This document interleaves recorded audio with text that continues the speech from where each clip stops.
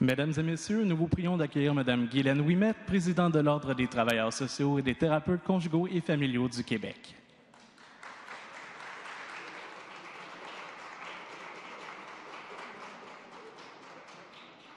Bonsoir. C'est un grand plaisir pour moi d'être ici ce soir à Québec. Je vous salue et je vous remercie de votre présence présente. Et sachez qu'en ce moment, nous avons plus de 100 personnes qui nous regardent actuellement en web diffusion et certains groupes sont plus que 10 ensemble à les regarder. Donc, bienvenue aux gens qui sont en web diffusion. Donc, comme vous savez, cette année, on commence à diffuser en web diffusion le segment pré-AGA ainsi que l'AGA et ce sera désormais une pratique à l'Ordre des travailleurs sociaux et thérapeutes conjugaux et familiaux du Québec. Je vous dirais que ce qui est important pour nous ce soir, c'est d'échanger dans un cadre qui n'est pas un cadre réglementaire comme un AGA. Donc, ça nous permet ensemble de faire le point sur un certain nombre de dossiers d'importance qu'on souhaite vous partager. Mais avant d'aller plus loin, j'ai des salutations à faire. En premier lieu, je veux remercier chaleureusement l'équipe de la coordination régionale Capitale-Nationale et Chaudière-Appalaches qui ont été très, très rapides à nous répondre à l'invitation lancée au printemps dernier pour nous recevoir ici à Québec. Je les remercie pour leur contribution à l'organisation et au bon déroulement de la journée. Et je vous les nomme et je leur demande de bien vouloir se lever. Joanie Albert. Ils sont peut-être encore en train de travailler à l'enregistrement. OK. Donc, je pense qu'ils travaillent tous dans l'entrée en avant, mais en fait, j'ai Yvonne Paré, Marie-Josée Plante, Chantal Sanson, Isabelle Laflamme et Karine Thériault-Lévesque. On les remercie vraiment beaucoup.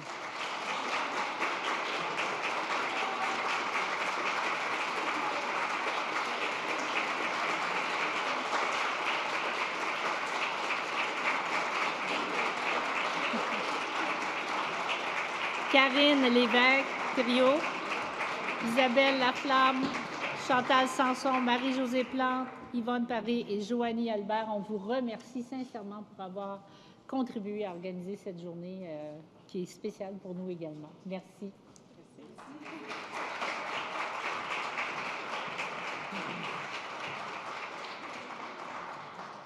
Grâce à cette équipe très dynamique, j'ai eu la chance ce matin de rencontrer des travailleurs sociaux et travailleuses sociales en groupe de famille qui sont communément appelés en GMF. J'ai rencontré également des représentantes de la direction du service multidisciplinaire de l'Institut universitaire en santé mentale du Québec. Nous avons eu un échange très fructueux. J'ai bien entendu les réalités auxquelles nous sommes déjà très au courant. Et de plus, nous avons eu un bref entretien avec l'équipe du projet Rémi qui s'occupe de la prévention du suicide. J'ai appris que le nom Rémi est tiré de la chanson « Mon chum Rémi » des Cowboys fringants et signifie « réagir au phénomène de suicide », M pour mobiliser, I pour intervenir en continuité. Ils sont très pionniers dans leur intervention. Ils sont allés chercher les collaborations depuis 2006 avec les policiers, les ambulanciers et le milieu pour faire de la prévention suicidaire. C'est désormais, quand on appelle le projet Rémi, c'est qu'il y a un suicide qui doit être traité et ils s'occupent également des gens qui ont réussi à se suicider après. Ils font de l'intervention fabuleuse et c'est très impressionnant. Je peux vous dire que ces rencontres me remplissent vraiment de fierté pour nos professions. J'en suis vraiment fière et vraiment, vraiment. J'ai maintenant l'honneur de vous présenter la nouvelle directrice générale et secrétaire de l'Ordre, Mme Suzy Prince.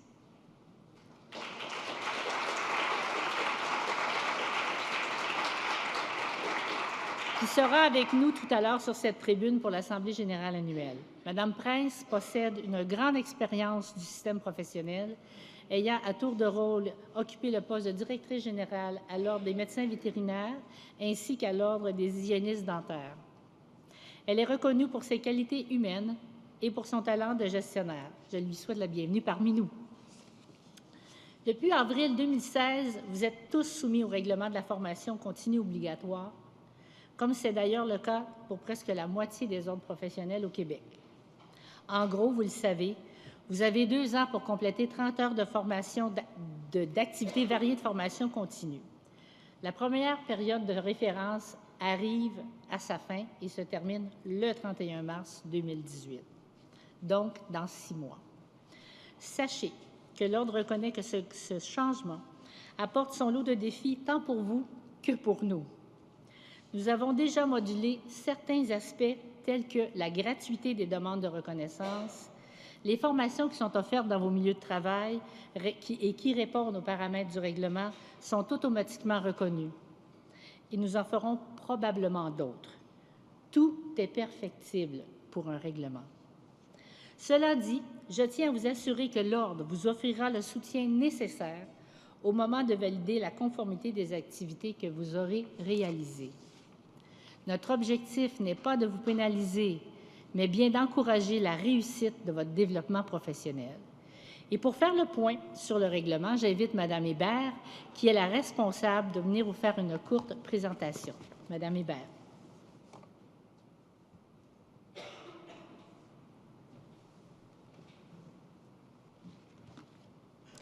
Alors, bonsoir. Je vais poursuivre sur le thème de la souplesse et préciser comment ça va se traduire au niveau de la formation continue, bien entendu. Pour ce faire, je vais me référer à la diapositive qui est projetée ici en haut à ma droite et qui reprend quelques grands éléments du règlement, dont certains vont être abordés dans cette courte présentation. Alors, commençons par le premier type d'activité admissible qui est prévu au règlement, soit la participation à des cours, séminaires, colloques, conférences et congrès. Comme vous le savez probablement déjà, ces activités doivent être reconnues pour être admissibles aux fins du règlement et pour être aussi inscrites sur votre déclaration de formation continue. Toutefois, le formulaire pour présenter une demande de reconnaissance individuelle n'est pas encore disponible. Nous sommes bien au fait que la disponibilité tardive de ce formulaire a des impacts directs sur la transmission de vos demandes et sur leur traitement. Pour minimiser les conséquences de ce retard et faire en sorte que vous ne soyez pas trop pénalisés, il serait fort possible que la période pour déposer les demandes et les étudier soit prolongée. Et dans la mesure où il y aurait un retard dans le traitement des demandes, il pourrait aussi y avoir une prolongation du délai pour déposer votre déclaration de formation continue. Donc, en plus de se traduire par la prolongation de délai, cette souplesse s'appliquera aussi au moment d'étudier vos activités de formation continue.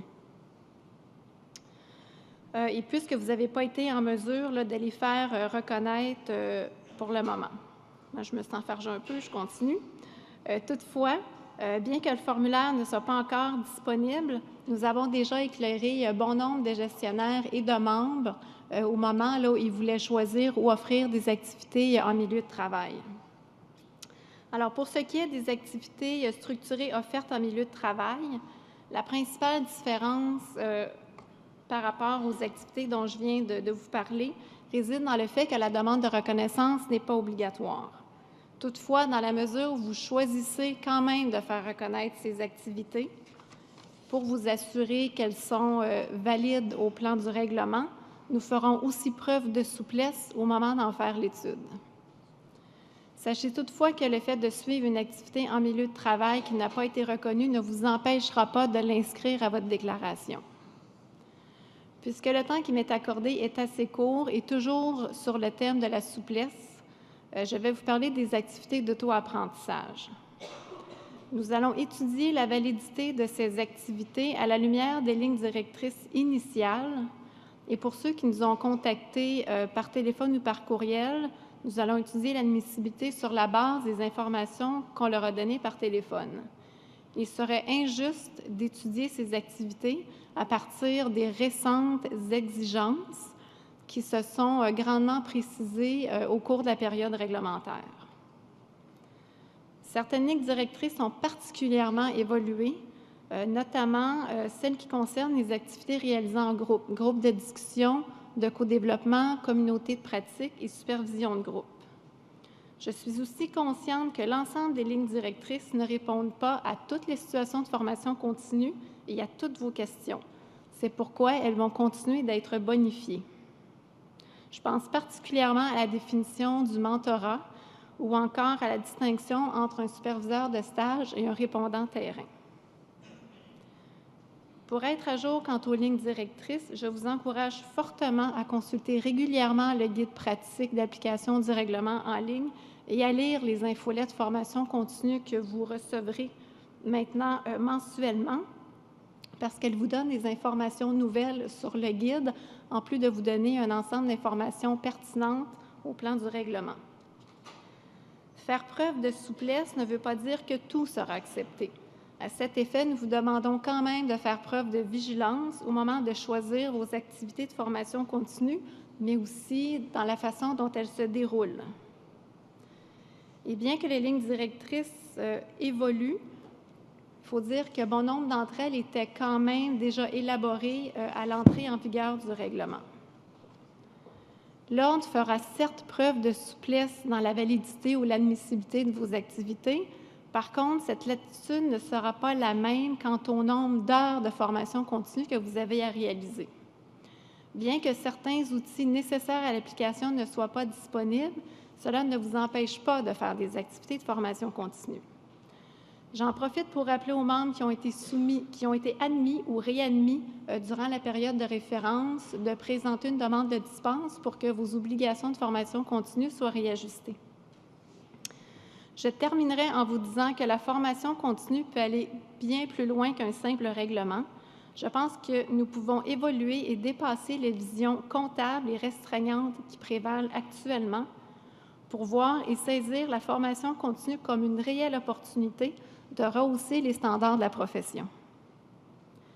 À ce moment-ci, l'Ordre concentre ses efforts sur la mise en place des ressources nécessaires à la gestion du règlement, mais nous sommes impatients de faire de ce règlement un réel levier de protection du public, mais aussi pour la valorisation du statut des professions de travailleurs sociaux et de thérapeutes conjugales et familiales.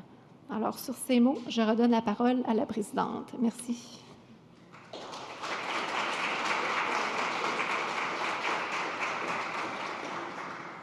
Merci, Mme Hébert. Le prochain sujet me tient énormément à cœur car il est au centre de nos vies professionnelles. Qu'est-ce qui nous définit et nous distingue par rapport aux autres professions? Plusieurs choses, vous me direz. Mais ce qui donne le sens même à nos interventions, c'est l'identité professionnelle.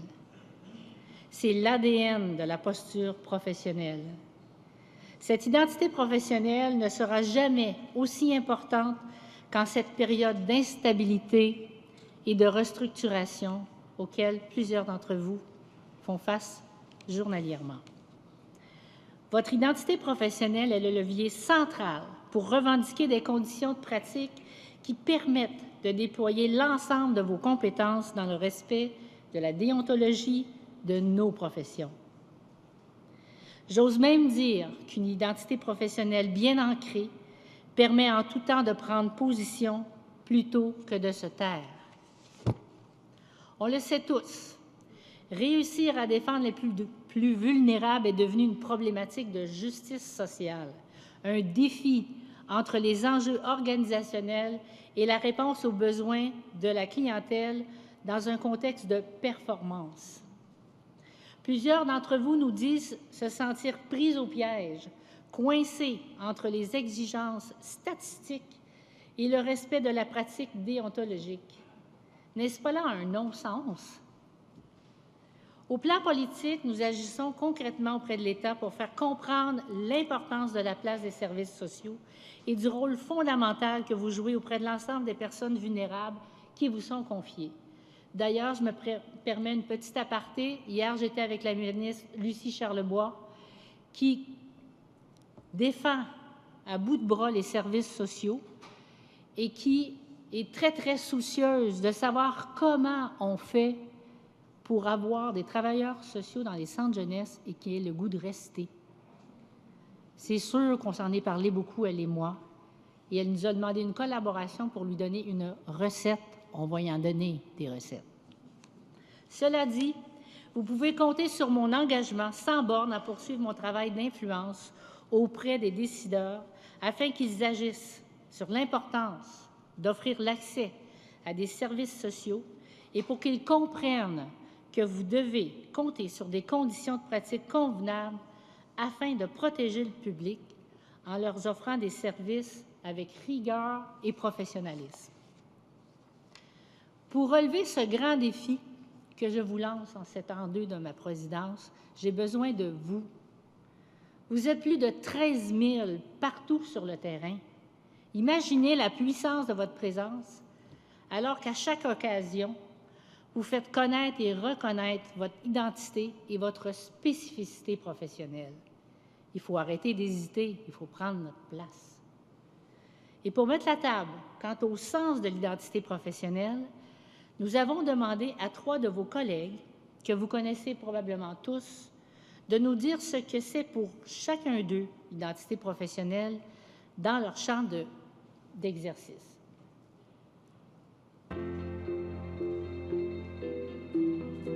Bonjour, je suis Martin Dussault, je suis fondateur et coordonnateur d'un programme qui s'appelle Bien dans mes baskets. J'avais une passion pour le basket, je me suis retrouvé sur le terrain de basket avec les garçons à ce moment-là et j'ai commencé à jouer au basket avec eux. Des jeunes en grande difficulté, des jeunes qui proviennent majoritairement de communautés multiculturelles, qui ont vécu leur lot de difficultés. Donc moi, je suis là avec mon équipe de Bien dans mes baskets, à les appuyer, bien sûr, avec un œil de travailleur social. Je me suis rendu compte à ce moment-là que ma présence à l'extérieur de l'école me permettait d'avoir un lien et que j'ai pu voir la majorité de ces gars-là à l'intérieur de mes bureaux de travail social. Les valeurs ou ce qui m'apporte finalement à venir travailler tous les matins, c'est cette croyance au fait que chaque jeune a droit à une possibilité de réussite, peu importe son vécu, peu importe son passé. Je crois beaucoup en l'être humain, en ses capacités de changement. De définir l'identité professionnelle à partir de mes images avec lesquelles je travaille le plus, qui sont mes images de basketball. On pourrait se soucier juste du joueur qui a la balle, mais c'est pas ça la vie. Le joueur a aussi son équipe, a les défenseurs, a une équipe contre qui il joue, à laquelle il n'y a pas de contrôle, a les partenaires de ces jeunes-là. Donc, pour nous autres, c'est le reste de l'équipe. Donc, ceux qui ne sont pas sur le terrain présentement, pour moi, arriver à faire ce travail-là avec une vision tout à fait systémique, donc pas juste l'individu, mais aussi l'adolescent dans son identité avec son groupe d'appartenance. Pour le travailleur social, le contexte, c'est le milieu scolaire, c'est le quartier. Pour le joueur de basket, c'est le gymnase avec les différents spectateurs. Donc, se soucier de toutes ces zones-là, et pour moi, fait partie de mon ADN professionnel. Pour moi, je suis un acteur de changement. Je souhaite aussi être un agent d'innovation. Je ne sais pas si on peut appeler ça comme ça. Je ne pense pas que le travail social a été écrit il y a 200 ans et on a encore les mêmes façons de faire du travail social. Moi, je crois que la société change. Je crois que nous, comme professionnels, on doit s'adapter, on doit adapter nos interventions. Donc, pour moi, ça fait partie de mon ADN, ça fait partie de mon identité. Personnellement, j'aimerais que les TS osent plus. Si on n'innove pas, bien, on s'éteint peu à peu, puis ça, moi, je trouve ça dangereux pour le travailleur social. Moi, j'ai la chance d'avoir une organisation qui croit en ce que je fais et qui me laisse la possibilité de réfléchir en dehors de la boîte normale. Donc, je me sens privilégié. Bonjour, je m'appelle Josée Masson, je suis travailleuse sociale et fière de l'être. J'ai été 13 ans dans le réseau de la santé et des services sociaux pour finalement créer Deuil Jeunesse, qui est un organisme de bienfaisance qui vient en aide aux enfants, aux adolescents et aux familles qui vivent la maladie grave, la disparition ou la mort d'un proche ou des pertes liées à la séparation parentale, l'abandon ou l'adoption. Je suis arrivée un jour sur un lieu d'un drame épouvantable où les parents avaient droit à du débriefing, mais les enfants à un cahier à colorier. Mais je me disais, il faut que je crée quelque chose pour eux parce que partout, ce que ça veut dire, c'est que partout au Québec, peut-être qu'ils ne reçoivent pas l'aide adéquate. Je voulais que ce soit un lieu de vérité, un lieu où il allait avoir une tribune neutre Ici, un jeune peut se dire coupable du suicide de son père, puis on va entendre la culpabilité, on lui dira pas « ben non, ben non ». Les deux valeurs qui sont vraiment toujours présentes en moi, tu sais, c'est sûr qu'il y a le respect, puis tout ça, là, mais le professionnalisme et la rigueur professionnelle. Du premier contact jusqu'au dernier contact, la rigueur professionnelle, pour moi, elle est hyper importante. Je suis là vraiment pour tout entendre, 50 fois raconter les 46 coups de couteau puis le sang qui gicle sur le mur. Puis j'ai pas le droit, professionnellement, de fermer les yeux puis de me boucher les oreilles. Je veux être des grands yeux, des grandes oreilles, parce qu'autour d'eux, il y a des grandes bouches, mais pas d'yeux puis pas d'oreilles. Tout le monde donne des conseils. C'est pas ça qu'on fait ici à Deuil Jeunesse. L'identité professionnelle d'une travailleuse sociale, pour moi, c'est la façon dont on se définit, c'est la façon dont, à chaque fois qu'on intervient puis qu'on est en situation d'intervention, moi, je me pose la question, est-ce que je suis une travailleuse sociale là ou je suis autre chose? C'est ma direction. C'est pas compliqué, c'est ma route. Ce qui définit davantage le travailleur social, je crois, c'est toute la question de l'utilisation du réseau, d'être centré sur le ici et maintenant. C'est pas tant dans le pourquoi, mais dans le comment. Comment on va faire tous ensemble, l'école, moi, le parent, pour faire que ce jeune-là va devenir confortable dans une vie avec une épreuve aussi grande que celle-là. Il faut savoir comment traduire notre identité professionnelle en outils. On n'est pas des aidants naturels, on est des professionnels. On n'est pas animé par le gros bon sens, on est animé par une identité professionnelle. C'est de se définir et d'en être fier aussi. Je pense pas qu'on peut être heureux dans notre travail si on n'est pas fier et qu'on ne sait pas vraiment c'est quoi notre rôle. Je suis extrêmement heureuse. À chaque fois que je me pose des questions sur mon identité et sur ce que je fais, si ça répond puis que la raison d'être de ce que je veux être puis la raison d'être de ma profession, ça va dans la même lignée, bien moi, c'est ce qui fait que je sens que je suis une travailleuse sociale, vraiment. David Goudreau, en tant qu'humain, c'est quelqu'un d'assez complexe, mais je dirais que je suis un beau mélange de travailleur social, poète, ensuite romancier, écrivain, j'écris aussi pour des chanteurs. Mais cette idée du travail social est vraiment au cœur de ce que je fais, de ma démarche artistique. Comme artiste, ça m'ouvre des portes pour rencontrer certaines clientèles, entre autres les centres de détention où je vais donner des ateliers de création avec des gars qui en ont long à dire. Et il y a des choses qui sortent là que j'aurais probablement pas pu faire sortir en débarquant comme travailleur social. On va s'asseoir et on va parler de nos affaires. Pour moi, c'est clair que la partie travailleur social de ma personnalité, c'est un gros avantage. C'est une des parties merveilleuses. Les moins merveilleuses ne seront dévoilées que sous le couvert de l'intimité. Je dirais que j'ai comme valeur la valeur de l'effort. Et ça, je l'ai comme artiste parce que c'est une jungle, le milieu artistique.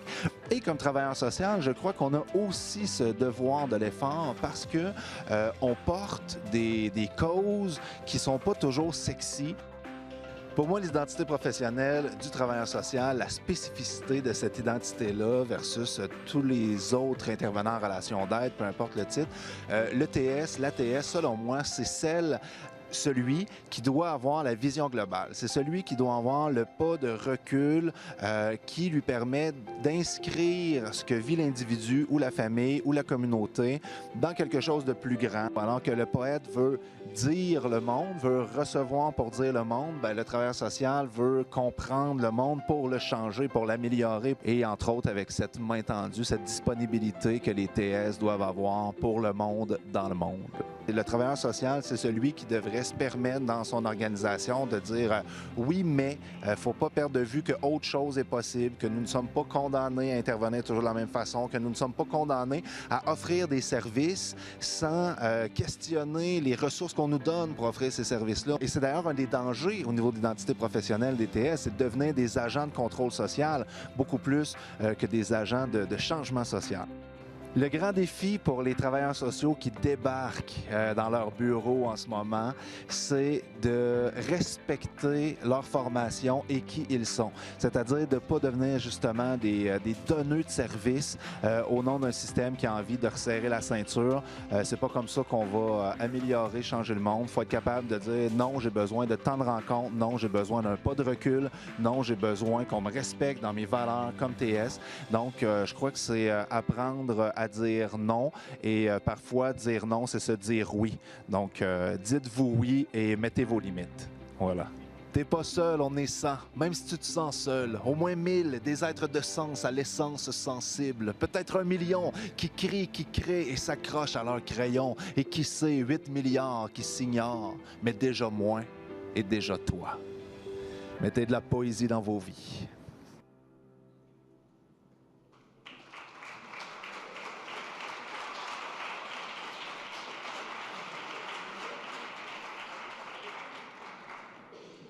Comme vous voyez, on a encore beaucoup de travail à faire avec la profession TCF également pour avoir des vidéos qui parlent de l'identité professionnelle de notre deuxième profession. Et c'est sur cette même lancée que vous serez prochainement invités à nous faire part de votre identité professionnelle et comment elle se manifeste dans vos interventions et dans la particularité de votre milieu de travail. On travaille actuellement sur ce projet novateur en collaboration avec la Direction du développement professionnel, la Direction des communications. Puis, je ne vous en dis pas plus, mais je restez à l'affût car sous peu, on va être en mesure de vous présenter le projet dans son entièreté. Je sais que je m'y prends à l'avance, mais je vous demande d'encercler la date du samedi 3 novembre 2018 à votre agenda. C'est la date à laquelle nous vous convions à Montréal à célébrer 20 ans plus tard les premiers États généraux de 1998, transformés au contexte actuel par une journée professionnelle qui vous en mettra plein la vue, plein le cœur. Le tout se déroulera à la TOU, une salle unique, inspirante, abordable et située au cœur de la Cité des arts, du cirque et de la culture à Montréal. Nous avons choisi le samedi pour ne pas entrer en conflit avec vos activités professionnelles. Évidemment, la conférence d'ouverture aura lieu le vendredi soir et sera prononcée par notre collègue David Godreau, le poète, la petite vedette, travailleuse sociale. Ça nous promet. Nous avons intitulé cet événement « Le travail social dans tous ses états ». Avec une série de thèmes qui présentent des pratiques professionnelles novatrices et des problématiques sociales émergentes, on se propose d'aborder les différents états dans lesquels se trouve le travail social en 2018. Explorer le travail social dans ses différentes dimensions et ramifications, démontrer en quoi il continue d'être pertinent comme la profession évolue pour se prêter aux enjeux contemporains, bref, découvrir le travail social déployé sous toutes ses formes et dans tous ses états. Dans les prochaines semaines, nous débuterons une opération visant à vous en apprendre davantage sur les contenus et le déroulement de cet événement qui aura sa personnalité propre sur nos médias sociaux. Et bien évidemment, cette journée sera reconnue dans le cadre du règlement de la formation continue obligatoire. Nous déploierons également tous les efforts nécessaires pour vous offrir cette activité à moindre coût. Comme vous savez, on va parler d'identité professionnelle cette année. Vous allez être invités à nous donner en vidéo quelle est votre identité professionnelle et tout ce matériel va nous amener vers la journée professionnelle 2018. On le sait tous, le site Internet, c'est la vitrine d'une organisation. La Direction des communications a reçu la mission de concevoir et de développer un tout nouveau site Internet. L'objectif, une navigation plus intuitive, le regroupement des informations selon les besoins du visiteur, qu'il s'agisse du public, des membres, des étudiants, etc. Tout le contenu du site a été redessiné, réécrit, réorganisé, repensé. C'est une tâche colossale, effectuée en parallèle avec tous les autres mandats de l'équipe des communications et en étroite collaboration avec l'ensemble du personnel de l'Ordre. Ce soir, devant vous, j'ai le plaisir de vous le dévoiler. Cet automne, l'Ordre vous présente une toute nouvelle mouture de son site Web, des visites conviviales et une plus grande diversité dans la disposition de l'information. Mais cette mise à jour n'est pas qu'esthétique. Il s'agit d'une refonte complète de l'architecture pour accéder au contenu de façon plus intuitive. Les textes de quelques 150 pages ont été simplifiés et vulgarisés. Pour commencer, des pages d'accueil secondaire regroupent l'information par auditoire, public, membres, nouveaux candidats, ou par grandes sections, comme l'ordre et la formation continue. Des onglets et des menus extensibles divisent des contenus pour des informations plus ciblées. Des mots-clés ont été mis en relief pour repérer rapidement l'information et améliorer la lisibilité. Nous avons adopté un ton plus juste, un vocabulaire accessible, privilégié l'utilisation de listes à puces pour les longues énumérations. Des tableaux ont été construits pour être consultés sur mobile, tout en s'adaptant à la taille de votre écran. Le résultat? Une interface ergonomique, une présentation cohérente, une navigation intuitive, des contenus plus accessibles et dynamiques. Parmi les nouveautés, un centre de documentation rafraîchi et doté de nouvelles fonctionnalités, comme un moteur de recherche performant. On trouve aussi de nombreuses foires aux questions et une section offre d'emploi revampée. Nous avons pensé ce site à votre image, accueillant et humain. Une présence numérique qui soutienne votre identité professionnelle et votre sentiment d'appartenance. Et surtout, une vitrine qui donne envie au public de vous découvrir. Le nouveau otstcfq.org, bientôt sur vos écrans.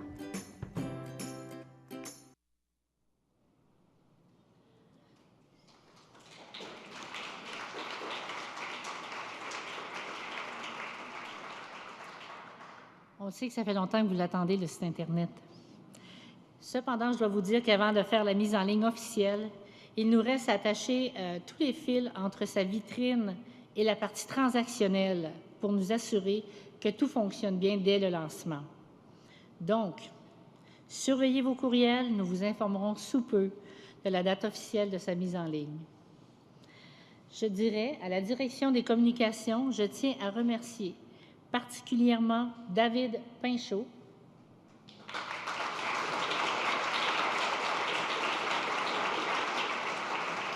qui est en quelque sorte le cerveau novateur qui a fait l'architecture de ce nouveau site et qui a travaillé en étroite collaboration avec Anouk Boilard, la petite voix que vous entendiez, agente de communication, ainsi qu'avec la ferme Camdel de Montréal. On les remercie.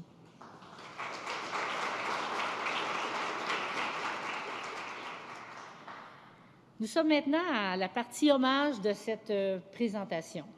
Chaque année, nous avons le plaisir de souligner la carrière exceptionnelle de deux personnes, un membre et une personnalité publique à qui nous décernons la mention de membre émérite et de membre honoraire.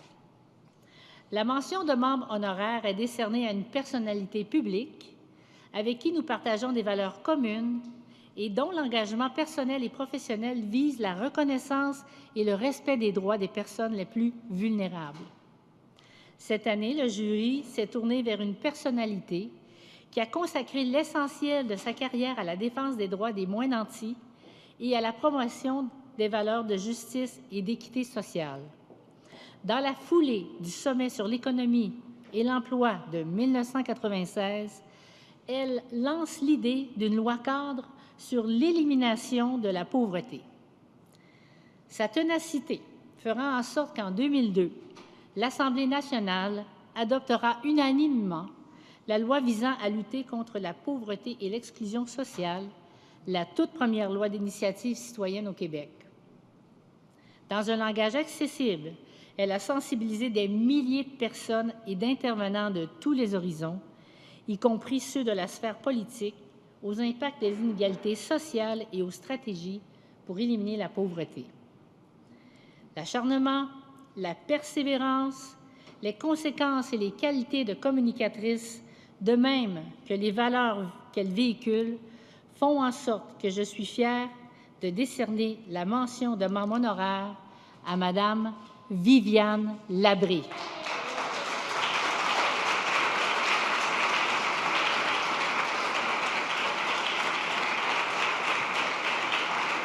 Malheureusement pour nous, Madame Labrie est présentement à l'extérieur du pays en mission au Bénin. Toutefois, juste avant de partir, elle nous a permis de tourner chez elle, ici à Québec, cette courte vidéo. J'ai reçu l'appel, j'ai été très surprise, je ne m'attendais pas du tout à ça. En même temps, je me sens très honorée. Ça me fait me sentir proche de vous. Un beau voisinage, si on peut dire. Souvent, quand on me demande de me présenter, je dis que je suis un petit peu entre les comptes CONTES et les comptes COMPTES. Ça fait longtemps déjà que je suis engagée avec d'autres sur des enjeux de justice sociale. L'idée d'une loi pour un Québec sans pauvreté est arrivée dans les années 90 parce qu'on était déjà dans le néolibéralisme. Et puis, qu'on voyait bien qu'il était question de déficit zéro, mais il n'était pas question de pauvreté zéro. Ça nous a amené à une proposition de loi citoyenne qui, à mon avis, mériterait d'être lue encore aujourd'hui. La loi que le gouvernement du Québec a adoptée, c'était une première, mais elle n'allait pas encore aussi loin. Elle n'allait pas aussi loin que ce qu'on avait présenté. Et aujourd'hui, je pense que le temps est venu de s'en rappeler. Vous le savez, en travail social, fermer les yeux, ça ne règle pas les problèmes. Ouvrir les yeux puis trouver comment s'en parler, on a encore du chemin à faire. Puis c'est un long chemin que d'avancer vers plus d'égalité. Mais je ne vois pas notre futur autrement. Alors, dans un temps comme celui-ci, où ça devient parfois encore plus dur, et puis où le chacun pour soi a l'air parfois de vouloir l'emporter, eh bien, de croire qu'ensemble, on peut se parler de ce qui se passe, puis qu'on peut s'organiser pour que ce soit autrement et mieux pour tout le monde, bien, ça vaut le coup.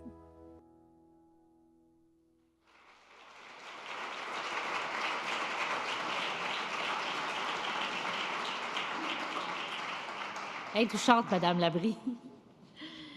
L'Ordre accorde également chaque année le statut émérite à un membre s'étant distingué tout au long de sa carrière et dont la crédibilité, le rayonnement et la reconnaissance par ses pairs méritent d'être soulignés. Cette année, le choix du jury s'est porté sur un travailleur social, thérapeute conjugal et familial et psychothérapeute, inscrit au tableau de l'Ordre depuis 1974. Très tôt, en début de carrière, il se spécialise dans le traitement des couples et des familles. Cette orientation professionnelle devait le mener, avec d'autres complices, à la création au Québec de ce qui est devenu la profession de thérapeute conjugal et familial. En juin 2014, il fonde le Centre d'études de recherche et de formation en intervention systémique, le CERFIS, organisme offrant la formation pour devenir thérapeute conjugal et familial. Tout au long de sa carrière, son implication bénévole soutenue et enrichissante bénéficie au rayonnement de nos deux professions. Par son parcours professionnel remarquable, pour son rôle d'ambassadeur de l'Ordre et de ses professions, j'ai l'honneur de décerner la mention de membre émérite à M. Jean-Luc Lacroix.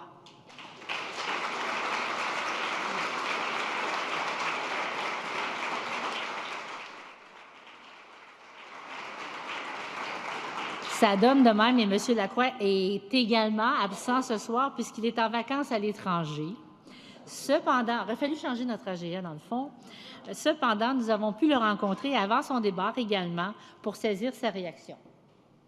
Quand Guylaine Ouimet m'a téléphoné il y a quelques semaines pour m'annoncer que j'étais nommé par le conseil d'administration membre émérite de l'Ordre, j'ai eu d'abord une réaction de surprise, c'est-à-dire, mais tout de suite aussi une émotion. Ça m'a touché. Mais c'est surtout d'être touché parce que c'est une reconnaissance de collègues. C'est vraiment une belle chose pour moi. Puis d'autant que je ne pense pas être le seul à pouvoir mériter un prix ou une reconnaissance comme celle-là. On me dit, bravo, voilà un beau travail, on est content. Et je suis content. C'est 44 ans de carrière. 83, j'ai fait du bénévolat à l'Ordre à peu près continuellement. J'ai été vice-président à l'Ordre, j'ai mené de ce côté-là. J'ai créé, monté des comités de bénévolat à l'Ordre aussi. Mais j'ai eu aussi la chance, l'immense chance, plaisir et bonheur de rencontrer des gens qui m'ont beaucoup donné et qui m'ont permis d'avancer beaucoup. Ce que les plus jeunes pourraient retenir de ma carrière, la détermination, j'espère, la curiosité et le désir d'apprendre puis de chercher. On est les premiers responsables de notre développement professionnel et personnel aussi. On est les premiers à Déontologiquement, d'ailleurs, on est responsable de notre formation continue. J'ai choisi la pratique autonome il y a des années parce que j'ai besoin, c'est un plaisir pour moi d'enseigner, de superviser et de faire de la thérapie. Je trouve que c'est un triangle qui se tient bien ensemble. C'est ta gang qui dit bravo, félicitations.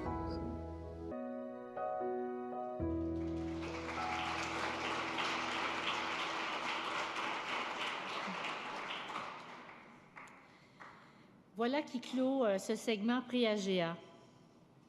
Retenons qu'ensemble, on va plus loin que seul, chacun dans son coin.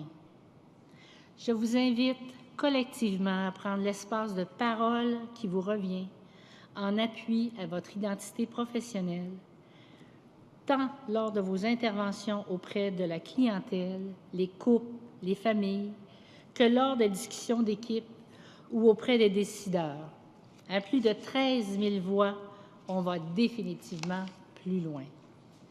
Vous êtes porteurs de valeurs comme le développement de l'autonomie, le rétablissement des communications dans un système, le refus des discriminations, le respect de la dignité et de l'intimité des individus et des groupes et des familles, de la justice sociale et de l'accès à l'égalité des chances, malgré les différences, et bien d'autres. Faisons de notre identité professionnelle une priorité, une force motrice pour occuper la place qui nous revient. Je vous remercie de votre attention et je vous donne rendez-vous ici même à 19h pile pour l'Assemblée générale. Merci et à tout de suite.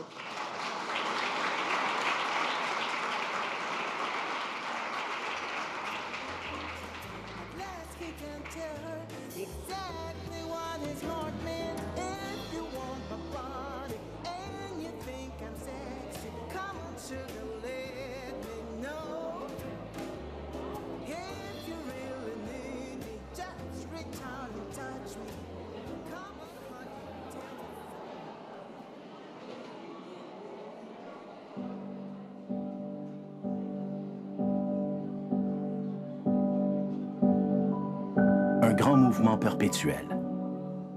7 milliards d'humains, à la fois semblables et différents, qui aspirent à la liberté, à la dignité. Mais pour bon nombre d'entre eux, le parcours est plus difficile. Le combat inégal. Un événement, une suite d'événements, et le fragile équilibre est soudainement rompu. Personne n'est à l'abri. Tout peut basculer, à tout moment.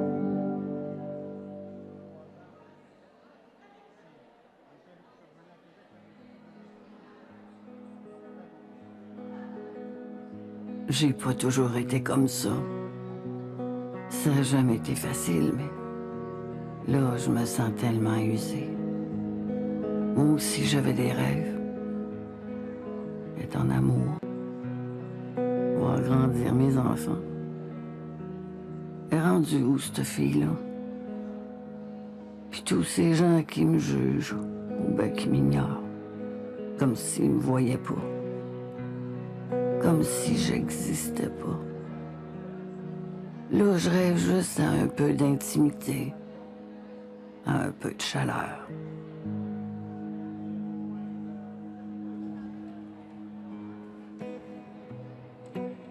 Dans le temps, il me semble que c'était pas aussi compliqué. Mon père travaillait comme un chien, mais il stressait pas le soir avant de se coucher. Là, je taboute. Tout est mêlé dans ma tête. Je sais plus quoi faire. J'ai jamais une seconde pour moi, pour respirer un peu, pour m'occuper de ma famille. À quoi ça sert de se défoncer si c'est pour creuser son propre trou? Ma femme puis les enfants méritent mieux que ça.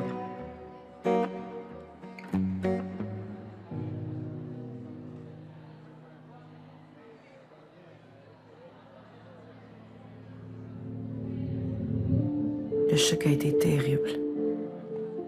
Plus rien ne sera jamais comme avant. Notre petite communauté tente de s'en remettre. On est tissé serré.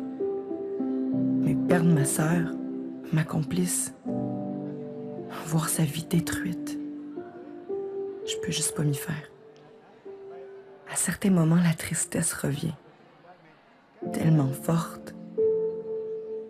C'est dans ces moments de solitude que j'ai envie d'abandonner. Mais Quand je vois tous ces gens qui se démènent pour reconstruire leur vie, ça me donne l'énergie d'avancer.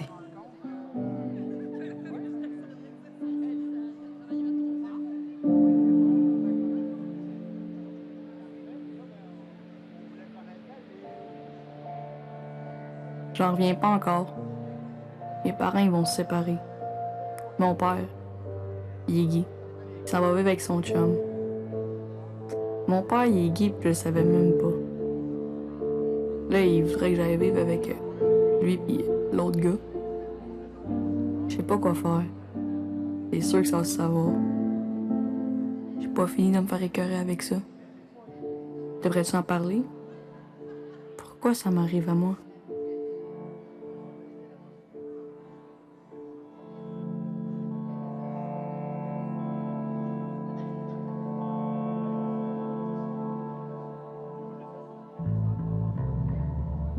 « 29 ans de ma vie dans ce domaine-là. 29. Puis là, à 52 ans, je me retrouve devant rien. Puis mon gars qui me voit tourner en rond. Avant, j'étais le premier à juger ceux qui sont sur le BS. Mais là, je les comprends. Toujours été vaillant. J'ai jamais eu peur de l'ouvrage. Ce que je donnerais pour me lever le matin, comme avant. Juste retrouver ma fierté d'homme, de père, de mari.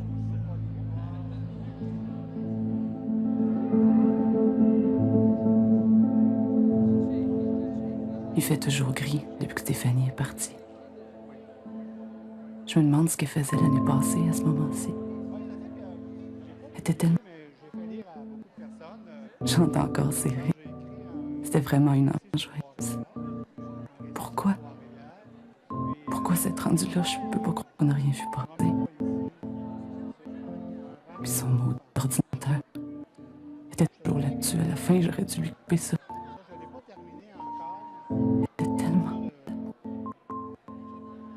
C'est vivant. J'en peux plus.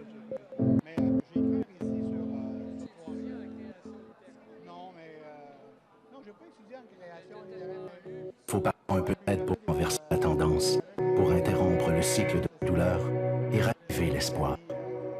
Il ne faut parfois qu'un peu de soutien pour découvrir la force qui sommeille en nous. Les travailleurs sociaux et les thérapeutes conjugaux et familiaux sont là pour vous accompagner dans cette quête d'équilibre, vers le bien-être intérieur. Ils sont là pour vous aider à faire ce premier pas en avant, vers une vie meilleure.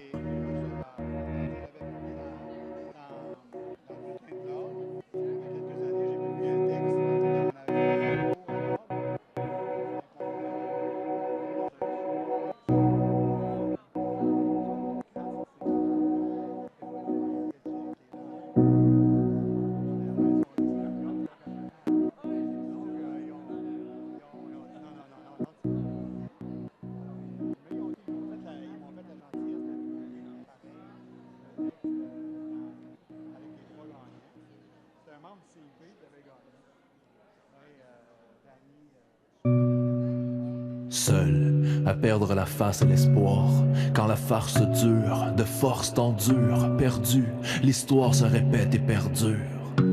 Seul. Seul, quand on frappe dur à ta porte, que c'est seulement de la peur que tes proches t'apportent, te laissent sur ton seuil. Seul. Seul, quand la sale dépendance s'installe à tes dépens, dans ce que tu sens, pense, ressens et dépense. Seul, seul,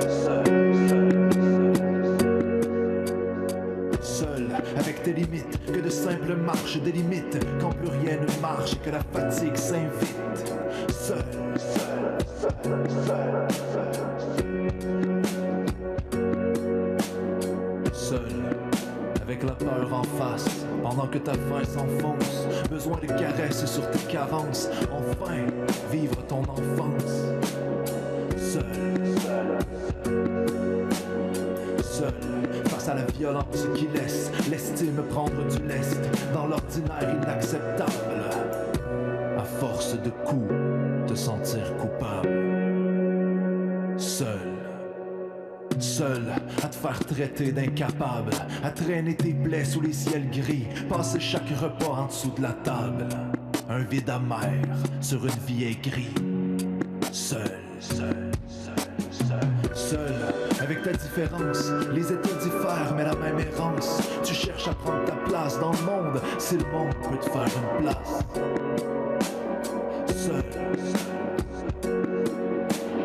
Seul, avec l'envie de mourir, épuisé de manger de la misère, besoin d'autre chose pour te nourrir, faire pousser du sens dans le désert. Tu sais, on ne peut tout faire seul, quand même le soleil se couche à l'est, qu'un sentiment d'isolement, c'est tout ce qui te reste. T'as besoin d'accompagnement. Dis-moi, je peux te présenter un TS?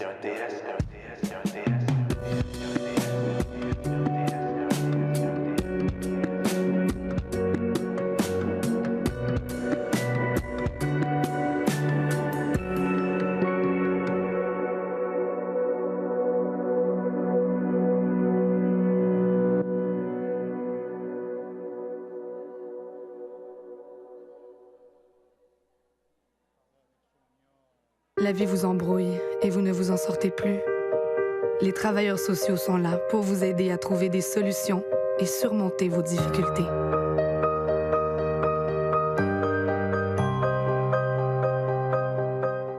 Lorsque la santé mentale vacille, on peut perdre ses repères. Les travailleuses sociales sont là pour nous accompagner et nous aider à y voir plus clair.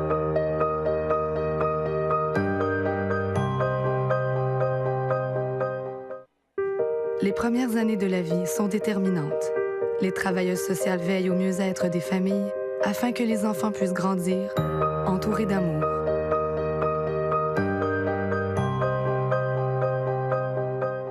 La mort, c'est l'étape ultime de la vie. Lorsqu'une personne choisit de mourir dans la dignité, des travailleurs sociaux veillent à ce que sa volonté soit respectée.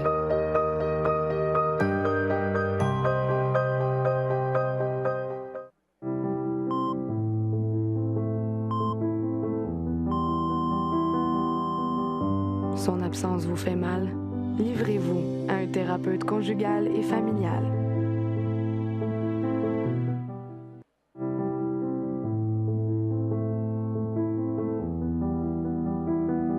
Votre conjoint est devenu votre rival? Consultez un thérapeute conjugal et familial.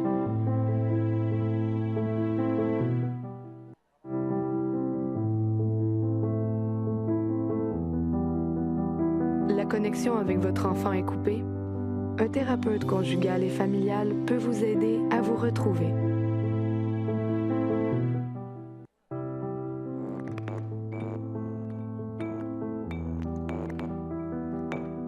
Vie de famille trop sombre? Un thérapeute conjugal et familial peut vous aider à sortir de l'ombre.